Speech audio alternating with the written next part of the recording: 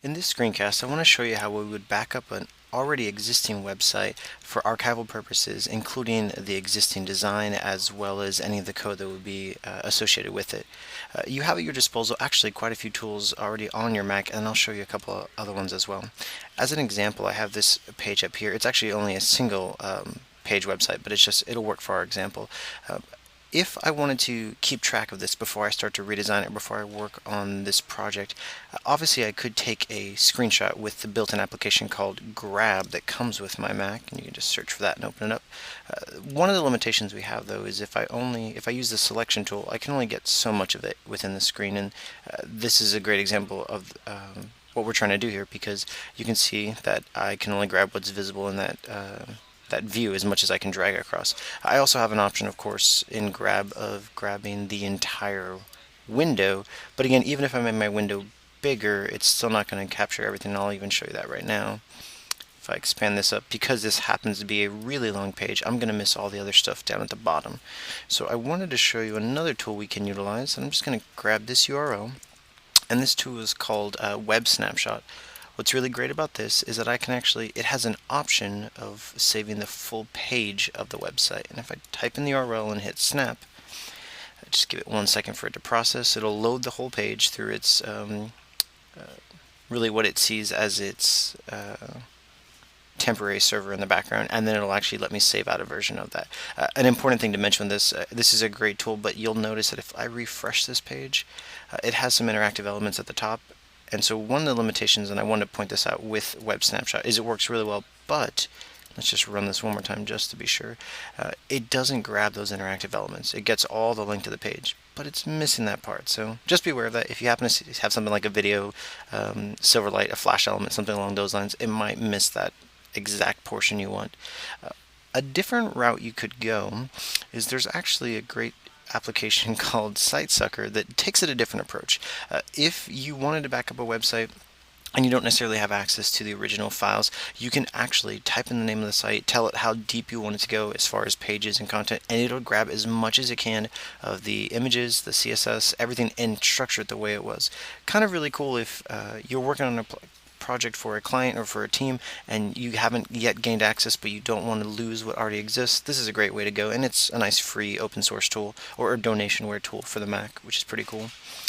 Really, the route we'd want to go on most projects though is if I have a client and I have Transmit open, which is an FTP client, is that for this particular website, all of the things I need to help it run and to make it work, HTML, CSS, imagery, video, they all exist on the server somewhere. What I would prefer to have, let me just eject this for a second, is I'd prefer to have the client give me access to their FTP server. Once I have that, I can connect, I can see what exists in there, and what I would typically do is make something like a backup folder.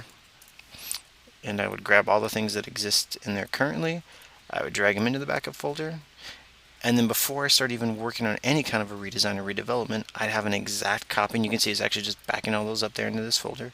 And once it's done, I'll download a copy to my desktop and have that to keep as well. And really just this makes sense. Between different versions of the site, no matter where I'm at, if the client says, hey, we lost that, or something happened with it, I can always roll back to at least that last point where I backed it up. And as we will discuss later in the course, we'll talk about how we can automate some of this process with different servers. But for now, I have a complete backup of what it takes to run this site locally and actually on my server as well, in case I needed it. Now let's take a look what I would do with the screenshots once I have them for an already existing project that I want to archive.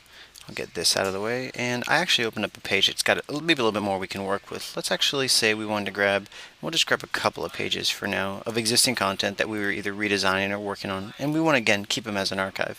I'll use that tool, Web Snapshot, to save a copy of each of these. That means I can put in the URL, I set it to full page, and actually what's kind of cool is if I set autosave and tell it where I want to save these files, I'm going to tell it to put them on my desktop, just to make it nice and easy for myself. Desktop.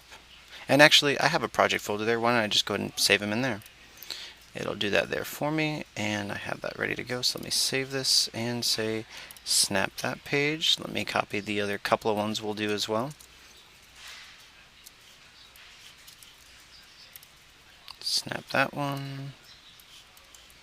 And one thing you'll notice as I'm doing this, the default naming convention for these are snap underscore one, underscore two, etc. I want to go ahead and actually rename these to maybe something that makes sense, since I'm keeping these as a way to archive, maybe refer back to when I need to make sure I've pulled all the information that the client or the project needs. I want to make sure I have that at my disposal. So I went ahead and saved all those 4 pages, and I have them named this way. Like I said, let's go ahead and name them.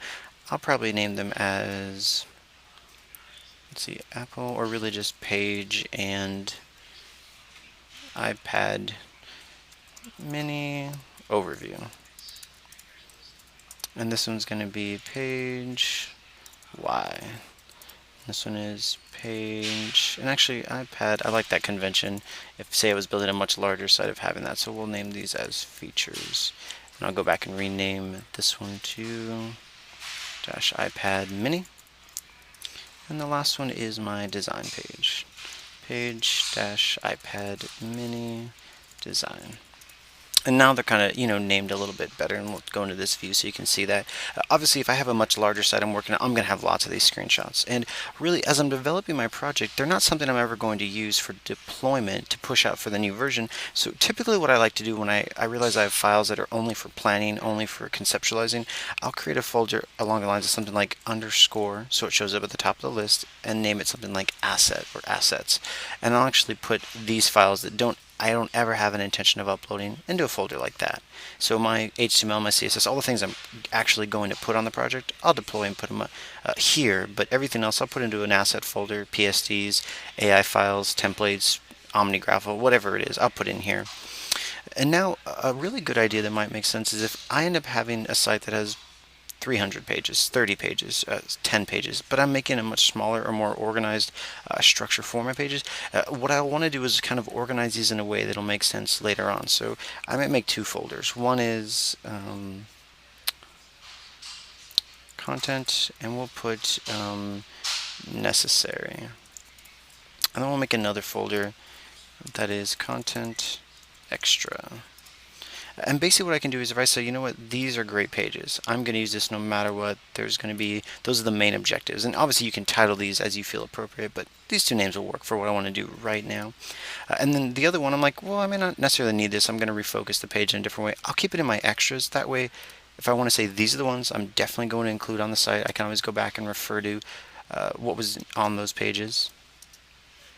Can refer to that, and then with the extra I can always say, well, this was a great thing, but I kind of want to refocus this in a different way.